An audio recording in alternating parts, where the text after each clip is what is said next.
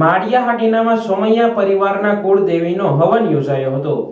માળિયાહાટીના રઘુવંશી લોહાણા પરિવારના સમસ્ત સોમૈયા પરિવારના કુળદેવી માં અંબા ભવાની મંદિરે બિરાજમાન હોય અને છેલ્લા 70 થી વધુ વર્ષોથી નવરાત્રી દરમિયાન હવનાષ્ટમી નિમિત્તે હવન કરવામાં આવે છે।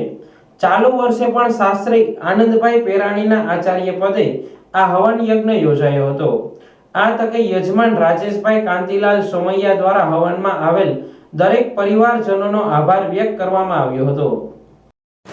જય શ્રી કૃષ્ણ, જય માતાજી। હું શાસ્ત્રી આનંદભાઈ પેરાણી, લોહાણા મહાજન શાશ્વત ગોર વૈષ્ણવ કથાકાર માળિયાહાટીના આજરોજ સમસ્ત સોમૈયા પરિવારના કુળદેવીમાં અંબા ભવાની, સુરાપુરા બાપા અને એનો યજ્ઞ આજે લગભગ 70 વર્ષથી આ માળિયાહાટીના રેલવે સ્ટેશન પાસે સ્વર્ગસ્થ કાંતિલાલ મોહનલાલભાઈ સોમૈયા પરિવાર દ્વારા લગાતાર અવિરત રીતે આ યજ્ઞ અહીંયા ચાલુ છે।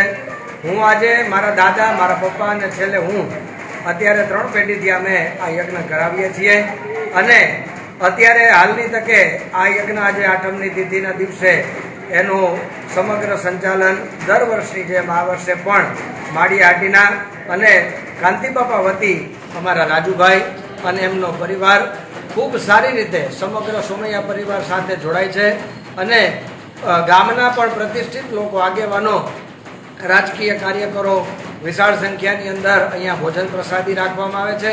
માતાજીના નિવેદ થાય અને શાસ્ત્રોક્ત વિધિ અનુસાર આ યજ્ઞ અહીંયા દર વર્ષની જેમ આ વર્ષે પણ કરવામાં આવે છે। રાજુભાઈ, સુરેશભાઈ, એમનો પરિવાર, એમના બંને દીકરાઓ અંકિતભાઈ અને કાર્તિકભાઈ પણ ખૂબ સારી રીતે બધા તન મન ધનથી આ કાર્યની અંદર માતાજીની સેવામાં અહીંયા જોડાય છે અને દર વર્ષે ખૂબ વધુ ને વધુ સારી રીતે આ મનોરથને સંપન્ન કરાવે છે।